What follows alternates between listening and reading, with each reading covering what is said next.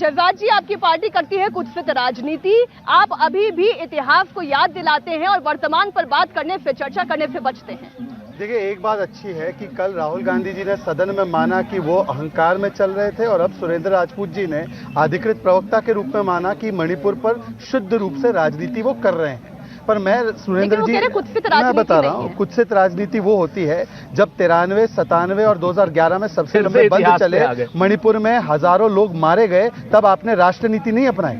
और अगर आप उस समय पर राष्ट्रनीति कर रहे थे, राजनीति नहीं कर रहे थे, तो बताइए कि उस समय जो आज पैमाना आपने तय किया है, क्या आपके वहां पर गृह मंत्री भी गए?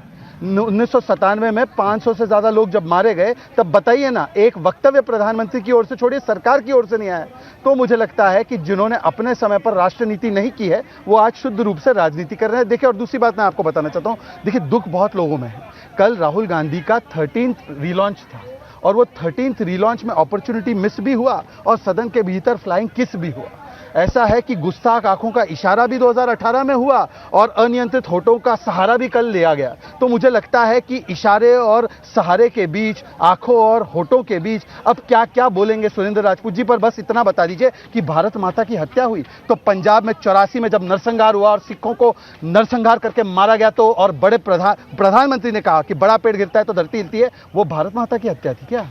आप बताइए, हाशिमपुरा, भागलपुर, मीरठ, मलियाना, अहमदाबाद, नेल्ली, जलगांव, इस जगह पर हजारों लोगों की तादाद में लोगों को मारा गया, भारत माता की हत्या हुई क्या?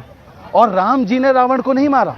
अब बताइए, जो राम जी के अस्तित्व पर सवाल खड़े करते हैं, राम जी के कर्तृत्व पर भी सवाल खड़े करते हैं और कहते हैं कि रावण को राम जी ने नहीं मारा। हो सकता है अब राम जी को क्रेडिट न देते हुए कांग्रेस ही क्रेडिट ले, नेहरू जी को क्रेडिट देते कि रावण को भी क्रेडिट जो मानने का नेहरू जी को मिलना चाहिए, क्योंकि नेहरू जी की वंदना करते करते इन लोगों को पता नहीं इन्होंने क्या किया था नॉर्थ ईस्ट में। आज जवाब दीजिए सुरेंद्र राजपूत जी, 2022 आते आते जो नॉर्थ ईस्ट को आपने इंसर्जेंसी, बंद, ब्लॉकेड, बम में छोड़ा था, वहां पर लगभग हर जगह से वो सारी चीजें हट गई है। 90% इंसर्जेंसी कम हुई है, 90% सिविलियन डेथ्स कम हुई है, 9 से 17 एयरपोर्ट किए गए, 1 लाख करोड़ के रोड बन रहे हैं। आपने क्यों नहीं बनाकर छोड़ा? ये जो भी नस्ली हिंसा हुई उसकी जड़ें क्या 2014 से है? 50-50 वर्षों की है। बोडो अकॉर्ड नहीं, करबी अंगलोंग अकॉर्ड, असम मेघालय का जो पीस अकॉर्ड है, ये सारी अकॉर्ड्स हमने साइन किए। 70 वर्ष आपके पास थे, 10 वर्ष आपके पास दोनों राज्य और केंद्र में थे, क्यों नहीं करके गए?